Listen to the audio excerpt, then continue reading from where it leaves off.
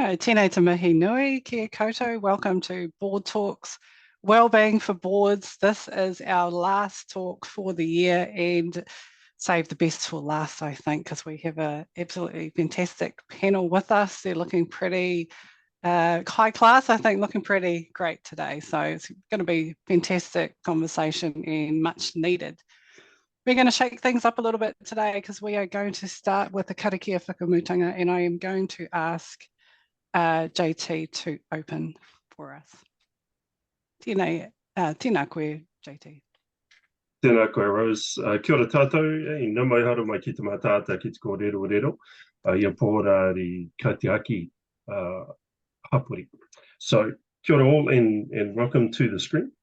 I'm going to open us with a karakia, just as a way to sort of set the scene, to surround us in a mauri that supports the kōrero that we're about to have today. When you hear te pō whiri marama, tomaki ta ao whatu tangata, tātai ki runga, tātai ki rāro, tātai āhurau, haumie, huie, tāi. Quick translation for you, from the light and darkness comes understanding, from our understanding of the world, unity as people. We are interwoven with what is above, what is below, with what binds us all together. We are interconnected, allied, moving forward together as one. Kia ora tātou. Kia ora. Back to you, Rose. Kia ora. And aroha mai, I started with the karakia whakamutunga, which is at the end. It's timatanga, so aroha mai, folks. I need some more coffee, and just thinking about coffee, thank you to our sponsors, Havana Coffee Works. I've been getting Havana coffee for probably good 15 years plus. A good friend of ours was a co-owner. So thank you. They give our panellists a nice coffee set, gift pack. But what a nice way to open this morning. So thank you, JT. We're going to come back to our panellists shortly because I'm going to ask them to introduce themselves, and so we get to know them a little bit better. So Board Talks, we've run this series. This is our second year. We do 6 per year, so they run bi-monthly. And we've had such a fantastic response since we've launched Board Talks. We now have grown our numbers over 1,300 plus that have joined us. Some of our talks have reached huge numbers, and we have an average audience too of a couple of hundred people. We've got a few people online today, but that's not to say that many of you have actually registered for today's talk, but you've also asked for the recordings and things like that. All of the Board Talks are available on our website post-event, and we've also got them on Spotify as a podcast. So we just turn the audio into a listening tool. So check that out as well. So again, thank you to JT. And if you can, we'll have some chances for you to ask our panellists partai as we go. Well, if you can, you ask in the chat, but also we might have a chance just to ask them directly. We've got people coming online, and what we do like to do is just ask you, where you're from, where you're calling in from. So we've got Waiheke, well, that's a bit mean, what a wonderful place. Waiheke, who else have we got? Let's have a look. Mark Russell, Trustee, Waiheke Resources Trust, Waiheke Island. Very nice. Kathy, Chairperson, Kaitoki School Board of Trustees. Great Barrier. Well, these people are just rubbing it in. These fantastic places. It's a bit mean. Lots of people online at the moment, and nice to see you online as well. So welcome again.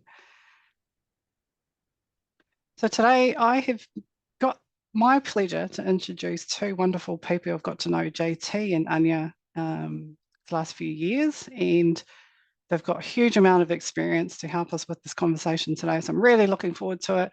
I am going to ask Anya to introduce herself, and then I'm also going to ask you, Anya, what do you have, or what was your favourite Christmas tradition? Just so we get to know you. Tēnā koe te rangatira,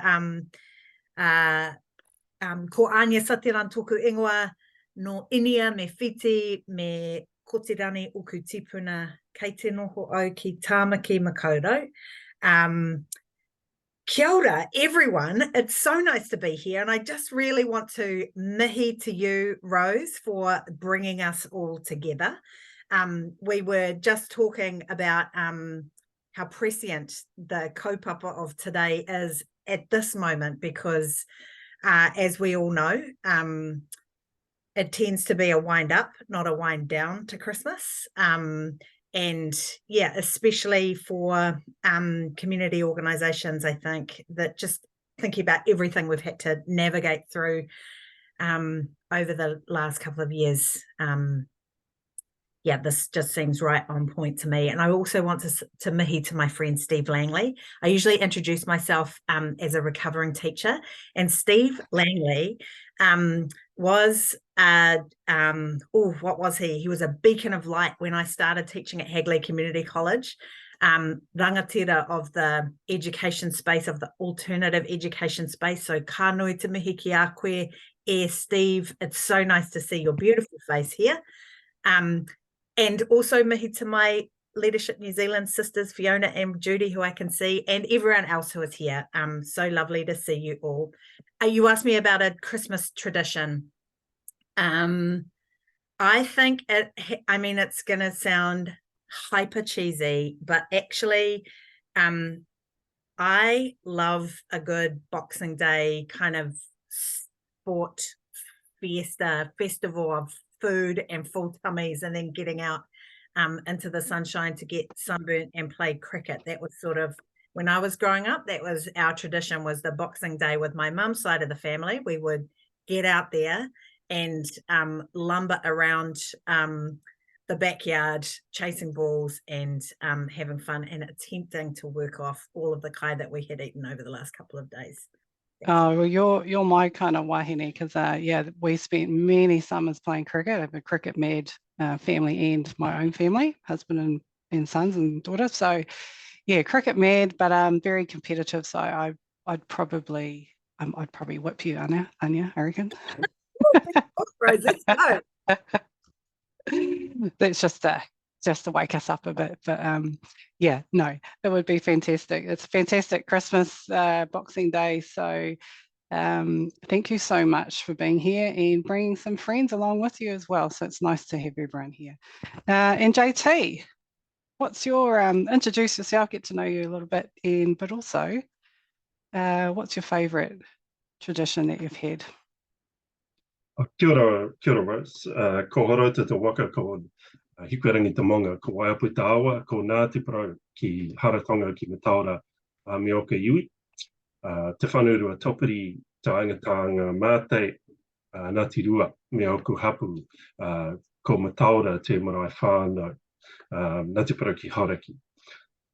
E papa rua ana, tamariki, father of two, husband to one, and very, very pleased to be here. I descend from the Horota canoe, one of the first to ever land on our shores, some 1,200 plus years ago, very deeply connected to my Māoritanga, but equally connected to my Celtic side. Essentially, I have butt kickers on either side of the whānau, mercenaries on the Māori side and serious Highland warriors from my Celtic ancestry on the other. So I'm constantly colonising and decolonising myself. That's kind of who you have in front of you today. A walking conundrum. So, kia ora tātou, nau mai matata ki te kōrero.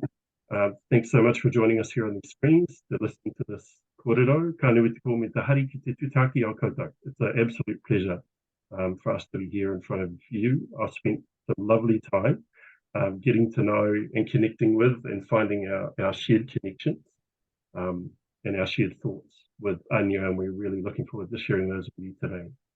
But yeah, on with this wonderful kaupapa around well-being for boards, a unique place that we're all in as board members and as governance and strategic guidance leaders. And there's a lot that comes with that, and we'll delve into a little bit more of that soon. Kia ora.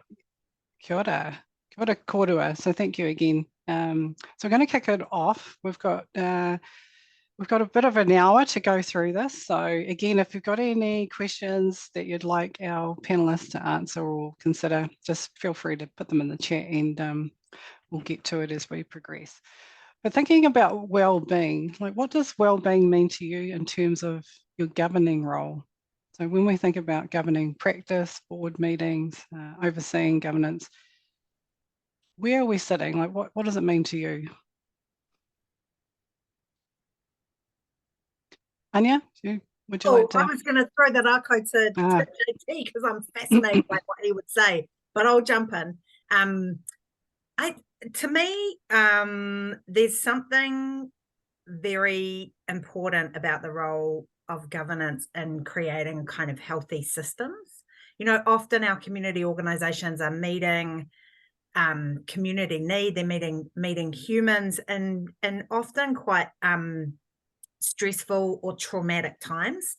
And so for me, there's something about the way that we operate around the board table really matters in terms of setting the context for everything that happens elsewhere in the organization as well. So obviously there's that kind of, what is it, like fiduciary duty that we have to take care of health and safety within the organization. But really for me, there's something very important about the way in which boards operate that needs to take account of well-being around that table so that everywhere else that kind of ripples out into as well. Yeah, it's a bit of a flow on, isn't it? Building a good culture, I mean, setting the scene. And good culture is really important to looking after one another. So the culture around the board table, the dynamics, has a flow-on effect. So super, super, super important.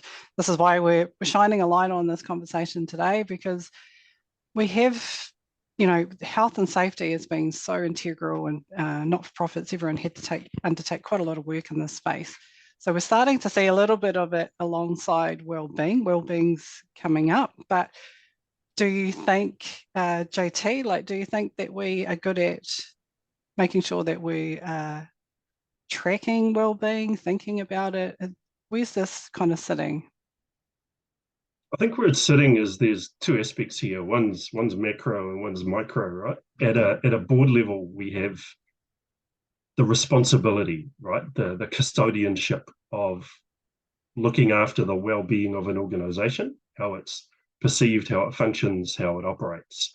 And so there's often a real issue where we lose a sense of self because we're so looking out, so considering of every one of our stakeholders, of our strategic PO, of our objectives, of our priorities as an organization, that often it's a little bit more of a challenge to look in.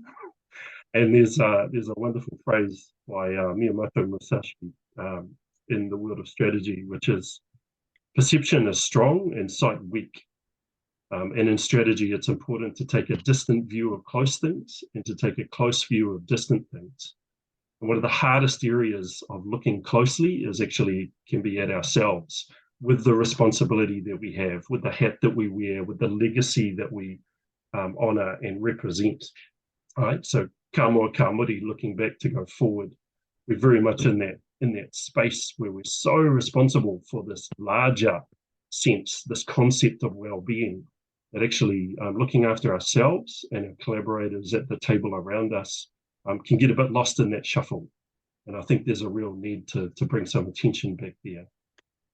Yeah, I'm really glad that you've highlighted that, because we bring ourselves to the board table. Sometimes we've got dual roles in the not-for-profit space. We're doing so much, and there's been, you might have seen a bit of media recently about incorporated societies and the impact it's having, and then sports committees, and in particular, the challenge of getting volunteers and doing minutes and the treasurer and the whole thing whilst you're raising a family or you're working and things like that. So how do we look after ourselves and in this space so that we can sustain it? So I think before we get into some models and some kind of resources of things that we might help, from both of your experience of having very senior leadership roles, leading out, helping community, how do you sustain it, or can you? And what are some of the challenges that you've personally experienced that in hindsight you think, oh, I should have maybe done a little bit more to look after myself maybe? I think that's every day when you wear multiple hats. But look, one of the things that works for me, okay, I'm bicultural. I walk in two cultures and I do this every day. So it's something that I'm born with and is intrinsic to me. So for me, every time I meet and greet everybody at a board table, in a senior leadership thing, straight on the street, the first thing I say is kia ora, right? Translate that. Kia ora is to be well or to have life. And when you really keep that mindfulness aware, that's what we're sharing with each other, right? That's our mauri, that's our spirit, that's our energy, that's our space. When you remember that the first thing you're saying and doing with someone before you even know their name, kia ora, be well, is you're inviting wellness for yourself and for them. And that's really important. And flowing from that comes araha mai araha atu, right? Love outward, love in. Well, love's the sort of the generic Pākehā translated term of aroha, but aroha is actually two words, aro and ha. Aro, to pay really deep and close attention to something. Ha, the breath, the essence. So one of the things that I find really useful when considering well-being at a governance level and with the roles that we have, just remember to breathe, right? Sometimes before you make a decision, sometimes before you consider the next step, take a moment and breathe and just focus on that. And it doesn't take long. But what that'll do is that'll give you, for that little crux moment, a little bit of perspective. How am I feeling today? Did I breathe easy? Do I need more air? Do I need a glass of water? So they sound like really stupid little things, but when you get into the micro level of looking after yourself, that's when you're able to be a much better macro operator, right? When you take care of what's inside, you can bring it out. And that's why araha mai araha atu. Bring that attention inward so that you can then focus that attention outward. And that's really one of the core things that I bring to my role. So from a very unique and individual perspective, that's how I approach it. But my individual perspective comes from a lineage of all those who have gone before me. My wairua tupuna, my kaumātua, all that have taught me those lessons. So do that. I do it at the beginning of every board hui or every meeting that I have. Just take a breath. And when you get in that practice of centering the breath, it becomes a lot easier. Focus in on that essence that keeps you alive. Kia ora. Kia ora, and I think that's great. Those are great tips, aren't they, around the breath? So I think it's the technique is breathing in through your nostril for 4 and then out for 6. I think that actually relates to exercise because it's the breathing in that is the de-stress. So it's a proven technique, a scientific technique to use when you're under stress or under pressure. You can check those kind of things out. So Anya, but coming back to personal experiences, so you come into fantastic leadership roles, the world's looking rosy, but the pressure's on to do so much for not-for-profit. So moving into the governing, into the management space of our CEOs, there has been a lot of talk from, especially in the not-for-profit space that I'm seeing and hearing about burnout, about the funding challenges, the lack of resources. The whole thing is really hitting the crux of coming to a crisis kind of point. How do we look after our CEs and our management teams, or if we're fortunate to have them, how do we look after the staff in the space? Oh my gosh. And it's this is such an important question that boards should be asking is, how are we looking after our people? And, like whether it's, I feel like I'm the least qualified person actually to be providing, wise advice as a serial burnout queen. But I think there's that part of this is when I hear JT speak and yourself, Rose, I think about the important role of the chair, actually, the important role of the chair in terms of both, obviously, in terms of supporting management and doing that deep noticing by meeting regularly and kind of being attuned to the kind of wairua and life force, both of the organisation and the humans working within it. But also in terms of holding space fiercely for breath and for pauses when they need to happen in meetings and all of that stuff. The role of the chair is so crucial in terms of making sure that those things are attended to. I do think that our chief executives, our kai whakahaere, those ones who are kind of at the pointy end of the intersection between governance and management, you know, it's heavy work. It's heavy work. And if you are in that, if you hold one of those roles, I would just like to encourage you so much to be planning a very replenishing break over the summer. And I am sending all of my heartfelt blessings and good wishes to you for your break, because man, I know how much it's needed. But I also think there's two other quite practical things that I'll offer up. Like this is, I feel like it's a little bit like that movie Inception, that I'm saying this on a community governance kōrero, but I am a great believer in this thing that sounds quite cheesy. It sounds like a kind of LinkedIn article, but it's like, establish yourself a personal board. Pull together a group of people who can hold you accountable in terms of your well-being. People who will notice if you are not okay. People who will ask you those questions that boards ask organizations. Do we have the resources to execute what we have planned in front of us? Is there enough in the tank? Like, how else might we arrange the resources to?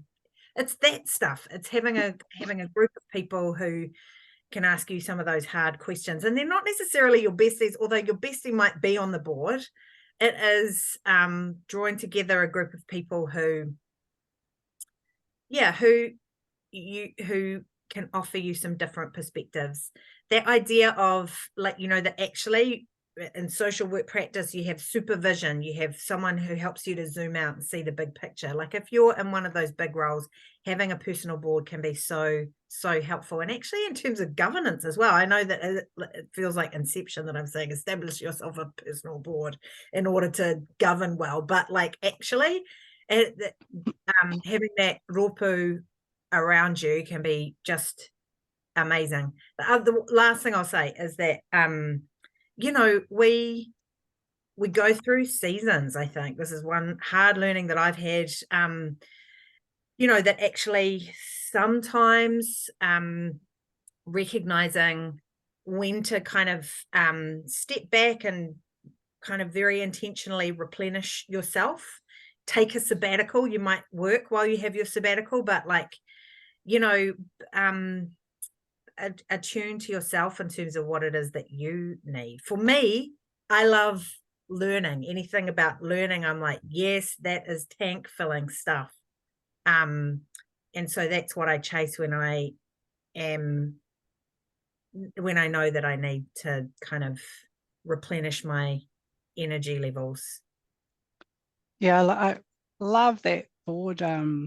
Get your own personal board. That's the first time I've ever heard of that. So I just wrote it down myself, and I see it's in the chat. So yeah, I mean, and this year I've been really fortunate in the connections that I can make. I've had wonderful people support me, and you have to recognise those people. They're just amazing people, because they can just give you little pearls of wisdom to help you keep going and get through it all.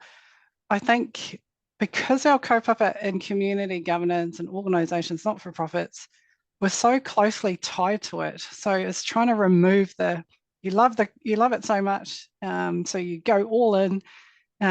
Next minute, you've given up heaps of your evenings, then the weekend, then you're taking calls and you're trying to shush the kids or the family. And everything becomes about it. But because you kind of get so excited about what you're doing and all the cool things that you can be doing, probably to everyone else, they're like, why are you even serving on a volunteer board? But we get so involved in it. So how do we kind of give that separation, should we? Because I do see a lot of the burnouts happening from the responsiveness, having to be on 24/7 when we have board meetings in the evenings. It's probably not sustainable in the terms of impacting family life, your own personal space. So it's something we've become accustomed to.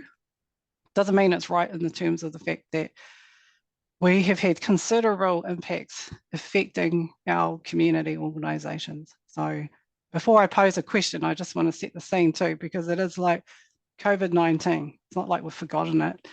It's hugely impacted the well-being. You can see people, just the stress of trying to help others around, respond to online, all that kind of thing, being on all the time. And then we've had the cyclone devastations of the floods. It just keeps going. So how do we kind of get a gear, because we're kind of running out, and getting a sense, I think, of managing what you can deliver. And because you get so passionate about it, you kind of might think, oh, just do that, keep going, do it, carry on, and then you get maxed out. So how do we put some constraints around what we can do for our kaupapa, our organisations, without, and put some things around it, so there is a bit of a separation? Ka pai. So firstly, before I answer that question, Rose, just wanted to tautoko what Anya said, that personal board piece. Mine doesn't sound quite as cool as personal board. I have my crew who are my check it or wreck it crew, which is essentially they check in with me, they check that I'm checking with myself, and that I'm really aware of the decisions that I'm involved with or making. And they're sort of like not the ambulance at the bottom of the cliff or the marshal at the top of the cliff, but somewhere down the cliff, they're abseiling with me, about halfway down, and just going like, are you sure this is the way you want to go, JT? So I absolutely recommend that. I've amassed, through both experience and range of working environments, I've amassed a pretty cool crew that are from all over Aotearoa. So I get truckloads of independent advice that come from unique environments and unique perspectives. Māori, Pacifica, corporates, NZX 100 people, right the way down to small charities just trying to raise funds for a local refuge. So I've managed to amass this group of what I call really good humans, and I rely on them a lot. And we've got a little WhatsApp group, and basically we'll fire a question out, go like, hey guys, really struggling with this, and then the beautiful kōrero that just comes back. Some of it's pointed, like, oh, JT, you always do this. or else it's going to be like, hey, have you thought about this? Have you thought about that? Here's a reference you might want to look at. Surround yourself in good people, because it's the best thing you can do for yourself, right? There's a reason why so many iwi tribes, races, and nations across the world can act with such a great collective consciousness, because they behave as one. They support each other as one, and they understand the central kaupapa of what they're doing, the purpose behind it. We're in the not-for-profit sector, and we're the same, right? We all have these passions and these purposes, and it's bloody hard to maintain the stamina for. So use other people. Brené Brown does a great comment about how she and her husband deal with day-to-day, kids, life, everything, and they check in with each other. So they'll say, hey, I'm at 25 today. And her husband will be like, sweet as, I'm 85, I've got you, let's take a break. Right? And then it's recognizing those times when you've got those crux points, those real critical mass windows where you're like, I'm 15, I've got nothing left. Oh, I'm 25. Okay, just palm the kids off to the grandparents, like whatever it is. So just those little bit of check-ins. Anyway, I just wanted to talk what Anya was saying. Regards ways to manage that for yourselves. Simon Sinek says start with why. I say stuff that. Start with who, right? Ko wai tātou. Who the hell are you? If you understand who's around your leadership group, what strengths and weaknesses have they got? Who's really strong in a particular area that could really help this organization right now? That takes the pressure off, right? I see a lot of not-for-profits where the chair takes everything, and then there's a minimal level of support among other board members, like, because they're busy, right? But what they don't realize, so is the chair, and the chair tries to take everything. It can be really hard, really, really hard to do that. Like, nobody works that way. And it's that phrase of like that I use a lot. Anya's heard me say it, many people have before, so I'll be a broken record. We often hear about, oh, he waka e kanoa, right? We're all in the same waka together. what's the bloody point of being in the same waka if no one's steering and no one knows how to pedal, right? And you've got no idea where the horizon is. So a way that you just take that stress and divvy up those responsibilities among your people is that real ko wai tātou piece. Who are you? Who's in the waka? And where are we strong? Where are we not? How can we work best together? And I think when you clear the decks on that for yourself, that's when you leave yourself open to remove some of that pressure, because everyone feels it. There's a piece in Te Ao Māori where it's about making decisions for your mokopuna, right? For your grandchildren and their grandchildren and their grandchildren's grandchildren. Just remember, at a board table, not every damn decision of that board relies entirely on us. Some of those decisions have already been made, and we just guide them to their natural conclusion or to their next stage. But there's often around a not-for-profit board, I see it a lot, in committees, boards, and advisory groups that I'm part of. People at the board feel that every decision rides on them in that moment, in that day. And if that decision isn't made, the whole organization is going to fall apart. And that's not true. We are but one member of a legacy that has been built. Even short-term boards, ones that only started in the last year, someone started it and you got invited, and now you carry that through. And with boards that are more established and in not-for-profit organizations that are more established, there's people that have come before you. There's people that will come after you. Your job is to keep it easy and try and relax some of that pressure at the table.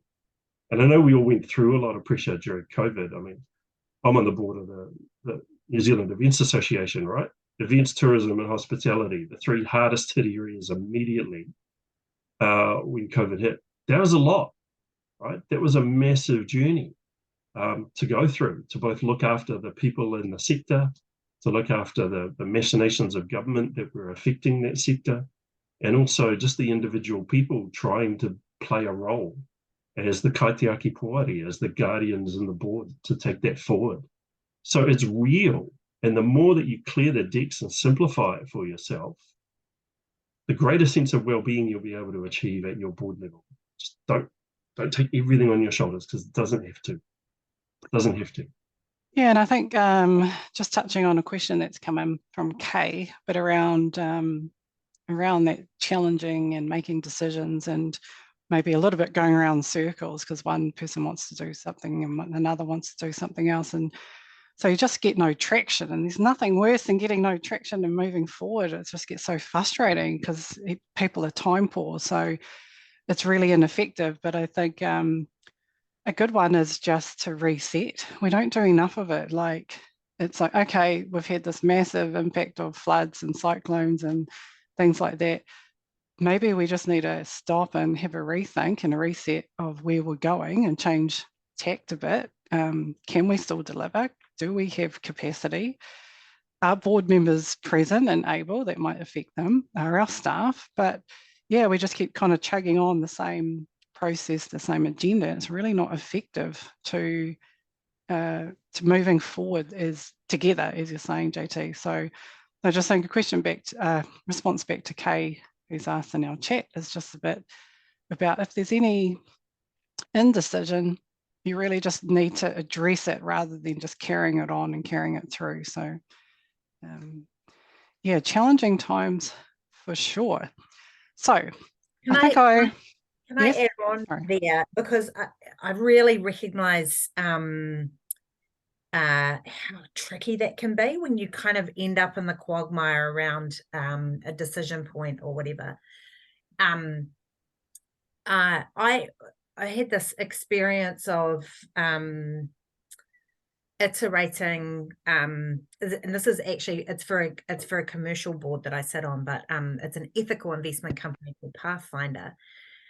And we, over the last kind of about a year ago, completely kind of overhauled and updated our ethical investment policy with some very kind of clear decision-making processes and frameworks that are named in the policy itself. And if that's a kind of a recurring issue on a board that you're sitting on, whether it's commercial or community, actually having some kawa, some kind of process that's named in in a policy document can be tremendously helpful in terms of just both illuminating the way through and the way forward, but also in terms of kind of depersonalizing things. Like often, indecision emerges out of, or it can be connected with interpersonal dynamics around a board table. And so having, zooming out to kind of look at process before you kind of get fixated on the outcome can be a really helpful kind of circuit breaker for that. If that's a pattern that you're noticing in your organization, there are lots and lots of kind of useful exemplars for decision-making frameworks that we drew on as we were designing this new policy, and it's been a game changer for us. So just offer that up. I think that's great. And actually, I was just seeing that kind of recently. Yeah, when taking the personal dynamics out so that you can just focus on some good processes, some good agenda setting, some minutes, some notes, some actions. Yeah, because you've got to move forward, and we can spin around a bit too much sometimes in the talking. And yeah, it is all about people though, isn't it? It's relationships. Like I keep saying, governance is about relationships and people. So we have to look after one another ourselves in this space. I think we are getting to that, just about the framework. So I'd like to ask both of you, because I know you're both experienced with certain frameworks, and be neat to share this with our audience as well. So Anya, around the mana tai ohi, is this framework that you I'm excited share with us? Yeah. Couldn't be more excited about it. It's actually, I'm gonna just be straight up. I'm a recovering teacher and an erstwhile youth worker. So actually this framework is from the youth sector, and it is the kind of practice framework for people working with young people that has been redeveloped in the last couple of years by a whole lot of amazing rangatira and rangatahi. And essentially, I'm gonna pop a little link in the chat for you all. But essentially, when JT and I were ideating about our session together, I thought a lot about mana tai ohi, because actually mana tai ohi is a framework that offers some very practical ideas for how it is that we work well alongside one another as good humans. So part of it is about the top of the framework is all about the mana that every single one of us have as that is conferred on us as birth, and that we continue to accrue mana across the course of our life. And in terms of how that plays out around board tables, each of us bring our mana to the organizations that we work with, and we want to sit around board tables where actually our mana is recognized and met, and we want our community governance experiences to not only amplify the mana of the organizations that we're working in, but where we feel as though our own mana is enhanced and uplifted by our experiences. So the bottom half of the framework kind of talks about the ways in which mana can be worked with in an organizational or practice context. So the ideas around the bottom are whanaungatanga, and this is building on what both Rose and JT have talked about in terms of relationships sit at the heart of great boards, of great effective visionary boards. Relationships are so central to the work that we do around board tables. So taking account of and valuing those relationships is incredibly important. The second bit is manaakitanga. So how are we recognizing the mana of those around us, both in terms of our board colleagues, but also in terms of the mana of our kaimahi, and then the mana of the communities that we serve? How is mana being taken account of, and how are we holding space in really positive ways for the mana of others? And that can look like hospitality. It can look like going and meeting people where they're at. the third concept from Mana Taiohi is this idea of whai wahitanga. And for me, this is actually, it's a very interesting and beautiful concept that builds on the idea that maybe in the past we would have talked about youth participation, but really this is about how, in the context of young people, we as practitioners are holding space for people to chase their space, so to lead, to really step into their agency and influence. And when I think about the relevance of this to governance, you know, actually all of us have arrived in these roles wanting to contribute, and as boards, kind of being clear on the value that every single person is bringing to the board table, and that every single person feels as though their agency, their influence, and the value that they're bringing is kind of, they're clear on that, and so are their colleagues around the board table. That stuff is so important, eh? So Mana Taiohi is this, it's an amazing framework that kind of works in any context where humans are. And for me, when I was thinking about how do we really, how do we take account of the well-being of our people who sit around board tables, to me, those three principles of whanaungatanga, manaakitanga, and whai wahitanga are on point. Yeah, and thanks for sharing that too, so people can check that out. But I think that's what it is about, and it is about people and relationships, and really digging in to how we are respectful in the space as well. So we all come with good intentions, but we can get caught up in the decision making and then the tension and all the other things that come with sitting on community boards. But that's a thing that I love about governance. It's so complex. You meet so many great people from all walks of life. You get to understand different communication styles and how we interact and operate and how we bring different perspectives. So it's a wonderful way to learn and grow as in serving communities as in a governing space. So thank you so much for sharing that. And then I know, JT, we might touch a bit on the Te Whare Tapa Whā. So got some things that you'd like to highlight there for us. Hi, kia ora. And just to keep it really simple, yeah, I completely agree with Anya, that whole thing about, you know, what's that value that every person brings to their board table is amazing. For me, I'll even look at it a step further. It's not just the value that the person brings, but the person that the person brings. And that's why I wanted to share with you guys a little bit about Te Whare Tapa Whā. Now, the last time I did a Te Whare Tapa Whā guidance for a board session, it was 3.5 hours long, so I'm not going to take 3.5 hours. But what I wanted to do was just to bring to your attention, there's a health sector construct, a Māori model of health that was put together by Dr. Mason Jury.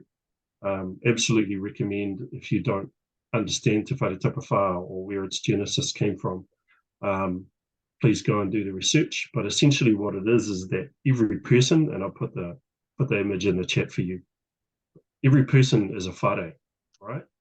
Every one of us is, and we are, there's a whole lot of dimensions that make up who we are. And so when we're at our most balanced and every one of these dimensions is working in harmony, in convergence with each other, we are our best selves, right? And we can bring that best self to what we do. We are our healthiest, our most mindful, we are ready for the world. But when these dimensions are out of alignment, we need to put some attention there. Yeah, and the attention doesn't have to be on all points of the whare, because it's impossible. So what we do is we keep our attention on the areas that we understand are the most affected at this point in time. So just to take you through what they are, if you imagine that you're a whare, you have your whenua, your land, your roots, where you come from. It doesn't have to be an iwi or Māori thing, it's wherever you come from. You understand where that is. That gives you a sense of your place in the great timeline of life, right? Your taha tinana, it's about your physical. And you'll notice that the taha tinana is connected low to where the whenua is, because that's how we move. We're bipedal, we move across the earth. So our physical nature is connected to the whenua that we walk upon. We have our taha whānau, our family and our social aspects. That's also at the bottom part of the whare, because that's what keeps us grounded, is our connection to who we're from, who is from us, who are part of our network. The beauty I love about the world of Te Ao Māori is your whānau isn't just those you're blood related to. Your whānau are all those that you've invited in to be your circle, right? Anya has a personal board. I have my chicken or racket crew. These people are part of my whānau. Every one of you today is connected to the whānau of community governance. We all have that shared kaupapa. Then we move upwards in the whare, and we get more into the esoteric, the hinanaro, etc. And we have the taha hinanaro, which is your mental and emotional well-being. And often at a board table, we've all been there, we all know it, that can get a bit out of balance when the pressure's really on. And we saw that right through the last few years with COVID, and we've seen it prior to that in other examples, where accountability and leadership means that the pressure comes on. And taha wairua is spiritual. Now, you don't have to be Christian or Ratana or Ringatu or Hindu or whatever it is that connects you to something greater than yourself. That's where spiritual is, right? Wairua as a word, if split in half, is two waters. So two different paths that we go down as people, the task-driven person and the connected to our wide world person.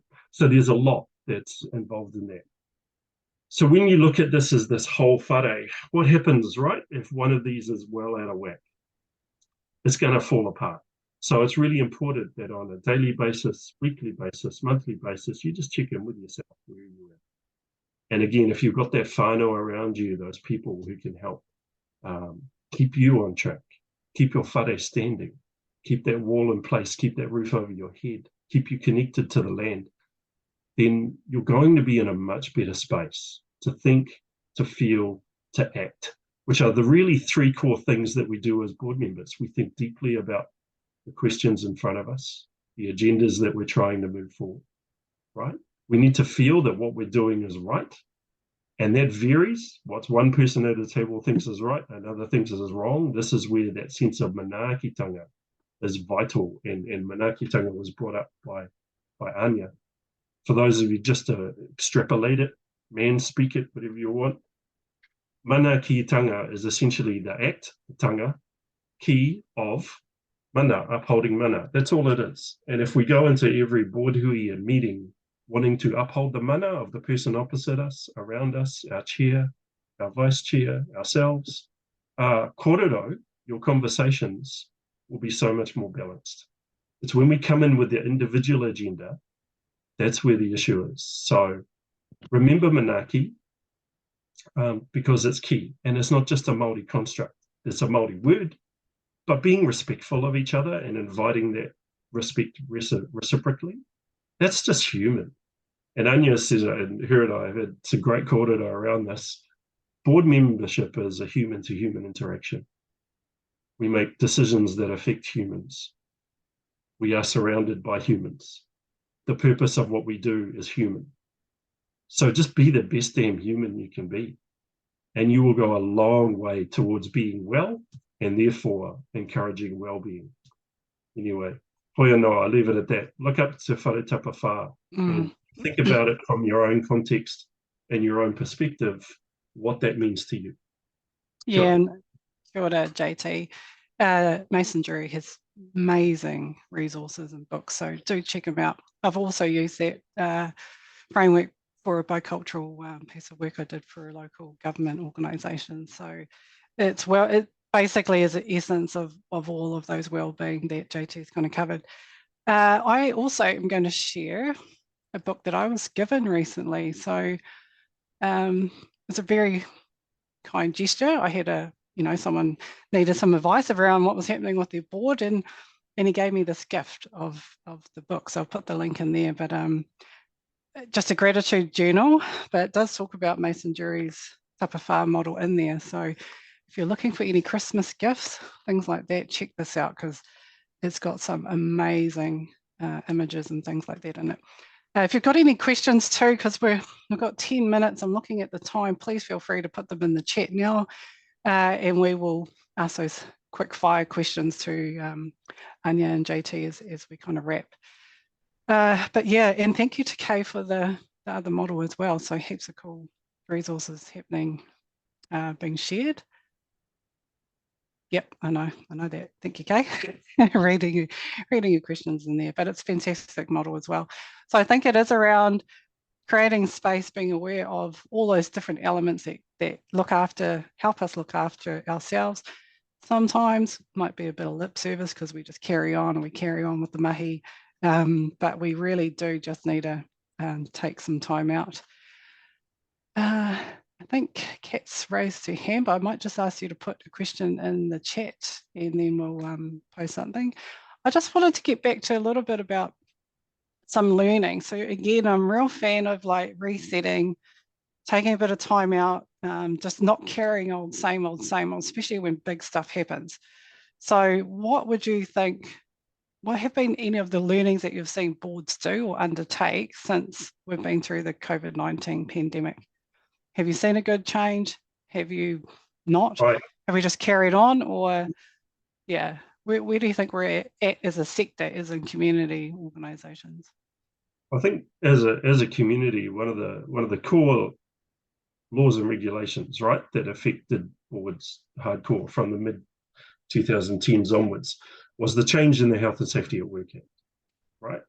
Now, that went from your entity was liable to now you individually sitting there at that table are liable for any core issues that affect the health, safety, and well-being of your people. Interestingly, when COVID hit, not all, because I was with and connected to some boards that really responded well, but a lot didn't respond well. It was seen as this bigger than Ben Hur thing. How were we possibly going to manage it? And yet we had over 5 years, right, from when that legislation came in 2015 to when COVID hit us in March 2020. We had 5 years to get ready for how to manage each of these individual elements. And the interesting thing that I saw at board level, decision-making level, and maybe I saw it quite a lot more, is at the NZ Events Association, our people got hit day one and were smashed immediately from livelihoods, working environments, audiences, the lot. But one of the things that I saw was just a lack of preparedness across a lot of boards. And I think that's the biggest lesson that I've seen coming out of COVID. Boards are getting a lot more prepared. They're getting the external advice. They're bringing in the experts to work with them to better understand how to respond and manage these things. Because when COVID hit, it was huge, it was massive, it was all-encompassing. But if you break down what the levels of risk management required to manage your way through COVID are, guess what? They're all things that should have been on anyone's risk register, right?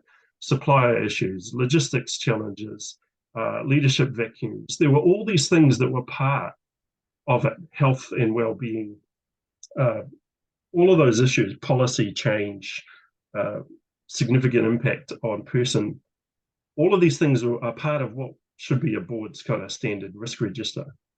The variance with COVID was they all came at once and they were all simultaneous. And those organizations that had done a bit of preparation on each of these previous things following the change in legislation in 2015 had a little bit of an easier ride. And those boards that were operating as a collective conscious unit so they could make quick and fast decisions that affected themselves and their stakeholders positively and proactively, they managed their way through COVID really well.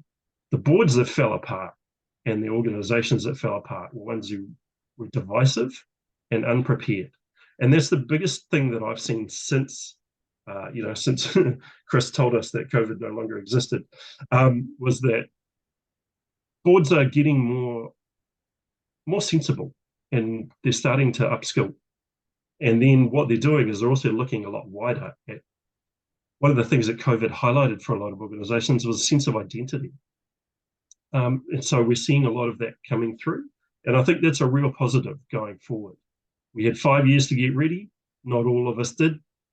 Crux hit, a lot of challenge for 3 years. Since then, I've seen more effort go in at board levels, especially with national associations and major charities, putting more effort into that better understanding of how to look after your people. And so for those of you out there that are doing that right now, ka pai. For those who aren't, get on that bandwagon, because that's going to help you look after the human beings that you're connected to and responsible for. Ka pai. Yeah, and that's where community governance, we're really supporting a lot of our organisations in this space. So good resources, talks like this to raise, champion conversations that need to be had and provide access to good thought leadership as well. It's really important so that we can raise the critical issues that we need to explore with others as well. We do have our good governance code too, which is an amazing resource on our website that you can explore. The neat thing about it is pretty much tapawhā with our whare, and our logo itself is the heart, the aroha, manawa sitting within, and the code goes through the po. So you'll see it is actually colour coordinated as well, and each po is representative. So share it out, because it's a fabulous resource to help grow what good governance looks like. So it's a great resource. We've only got a couple of minutes, so I'm going to come to Anya, because if I think if I go to JT, we might be another hour or so. So we'll just make sure we've got some quick wrap ups. But back to you, Anya. I just wanted to pick up on Kat's excellent question, and actually it kind of built on what JT was speaking about as well. So you know, who's doing this work well? How do we hold ourselves accountable as board members around wellbeing? There's some very simple stuff again that you can do around, like you know, having a moment in your meeting just built into the flow of how you usually do things, where you actually reflect on a couple of core questions that fit with your organizational kind of commitments, but also to the well-being of the people sitting around the table. So often there'll be a little kind of brief, JT calls it the fist of five, you know, like that very quick fire, real time, like rate out of 5 how you think we did, anything left outstanding, those sorts of things that you do just as a matter of course at the end of your board meetings, and including a couple of questions about well-being and that wrap-up can be tremendously useful, both in terms of getting a real-time sense of how you're tracking as a group, but also potentially tracking improvements over time if you're trying out some new things, if you're kind of busting out of some of your usual patterns because you've noticed that actually people are kind of ending up stressed and feeling overwhelmed at your meetings. Like that can be a really useful thing to do.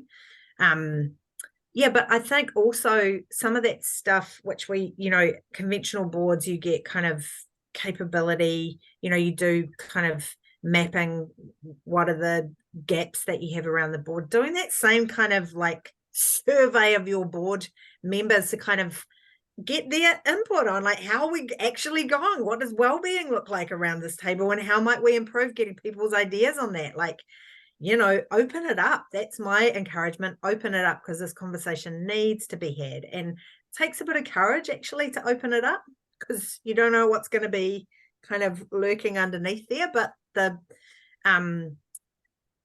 the possibility of positive change is worth chasing.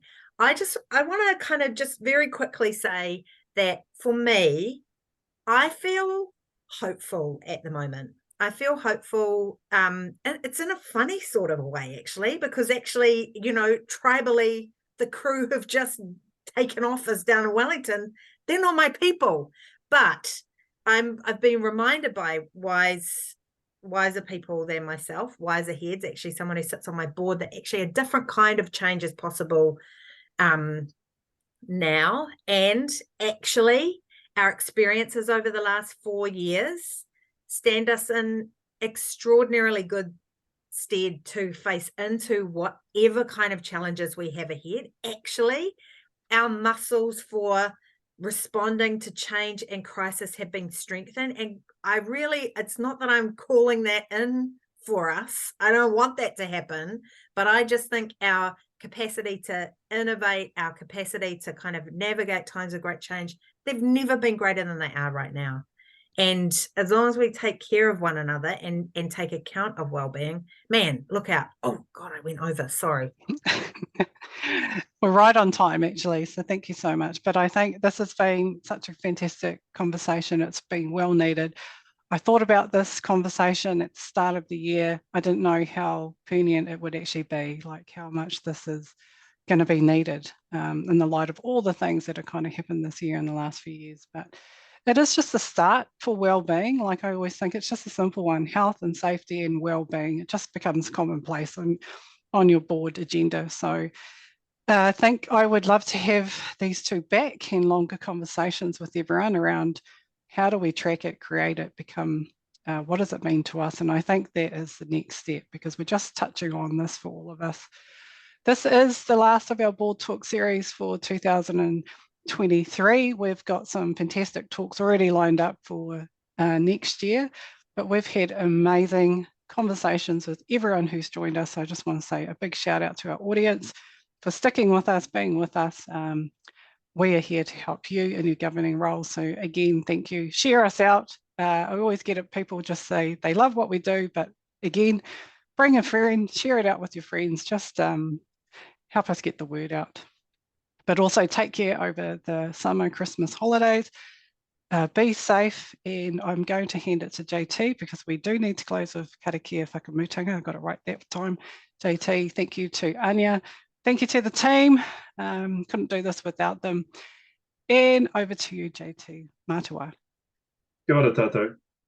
Just lastly, despite the titles that we all have, board member, director, trustee, GM, CEO, whatever, just never lose sight that we're people, first and foremost. I roto i ngā hau ka tātou i ngā huarahi rereke, right? We all lean differently in the wind. And we all navigate ways and places and spaces that are unique to us. I'll close this out with a karakia now. Kia whakaria te tapu ka watea te ara ka tūriki whakatā a ai. Kia tūriki whakatā a ai. Haumi e, hui e, tā iki. Kia ora tātou. Kia ora whānau.